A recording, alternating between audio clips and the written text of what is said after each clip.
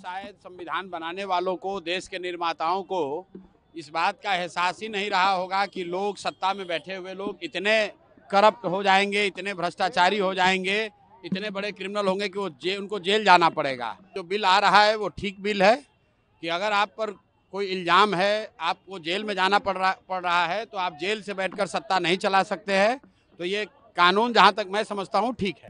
भाई, criminal bill जो लाया जा रहा है वो इसलिए लाया जा रहा है कि जब संविधान बना होगा तब शायद संविधान बनाने वालों को, देश के निर्माताओं को इस बात का एहसास ही नहीं रहा होगा कि लोग, सत्ता में बैठे हुए लोग इतने करप्ट हो जाएंगे, इतने भ्रष्टाचारी हो जाएंगे, इतने बड़े क्रिमिनल होंगे कि उनको जेल जाना पड़ेगा। और उससे भी बढ़कर कि वो जेल जाने के बाद भी अपना पद नहीं छोड़ेंगे। तो मुझे लगता है कि जो बिल आ रहा है वो ठीक बिल है कि अगर आप पर कोई इल्ज़ाम है, आपको जेल में जाना पड़ रहा है, तो आप जेल से बैठकर सत्ता नहीं चला सकते हैं। तो ये कानून जहाँ तक मैं समझता हूँ ठीक है। देश में मुख्यमंत्री सुरक्षित नहीं है सर, आप बिना सुरक्षा के चल देश में मुख्यमंत्री सुरक्षित नहीं है। मेरे भाई, देखिए, ऐसा है, बहुत लोगों को लगता है कि बिहार में अगर आपको नेतागिरी करनी है तो आपको सुरक्षा लेकर चलना है। यहाँ पर कोई मुखिया भी बन जाता है तो 4 गो गार्ड लेकर चलता है। हम पिछले 3 बरस से बिहार में पैदल चले हैं, गाड़ी से चल रहे हैं, और इतनी बड़ी व्यवस्था है, लेकिन मैं कोई सुरक्षा लेकर नहीं चलता हूँ, क्योंकि मेरा विश्वास है कि अगर हम समाज के हित की बात कह रहे हैं, लोगों की जो परेशानी है उसकी बात कर रहे हैं, तो समाज मेरी सुरक्षा में खड़ा है। किसी तरह की सुरक्षा की कोई जरूरत नहीं है।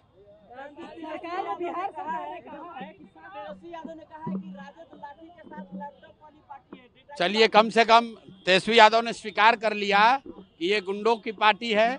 बताइए, सभ्य समाज में अगर कोई कह रहा है कि हमारा पार्टी लाठी वाला पार्टी है, तो उनको वो वही बात कह रहे हैं जो समाज राजद के बारे में कहता है।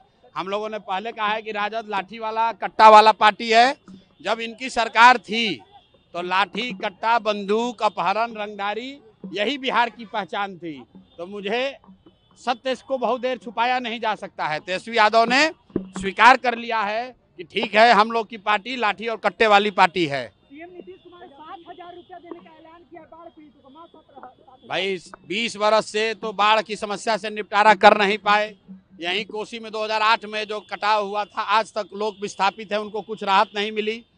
पूरा सीमांचल में बाढ़ आया हुआ है, पूरा भागलपुर, मुंगेर के गांव कटे हुए हैं।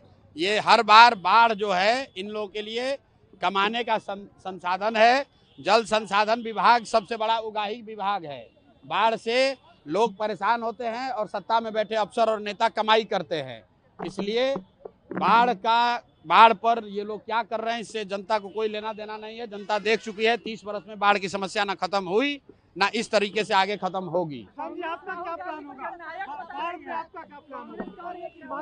बाढ़ पर हम लोगों ने कहा है कि जन सुराज की अगर व्यवस्था बनेगी तो ये जितने Kosi project, Gandak project, Bagmati project चल रहे हैं, इन सब प्रोजेक्ट को बंद करके बिहार में एक प्रोजेक्ट बनेगा जिसमें सारे नदियों का एक बार आकलन करके एक ग्रिड, वाटर ग्रिड बनाया जाएगा, ताकि उत्तर के जिलों में जहां पानी और बाढ़ की समस्या है, यहां से पानी को नीचे ले जाया जा सके, और मध्य के जिले, सेंट्रल बिहार में जहां जल जमाव की समस्या है, उनसे इसको जोड़ा जाए, और फिर नीचे साउथ बिहार में जहां सूखे की समस्या है। जब तक पूरा बिहार में एक ग्रिड नहीं बनेगा, वाटर ग्रिड, तब तक बाढ़ की समस्या खत्म नहीं हो सकती है।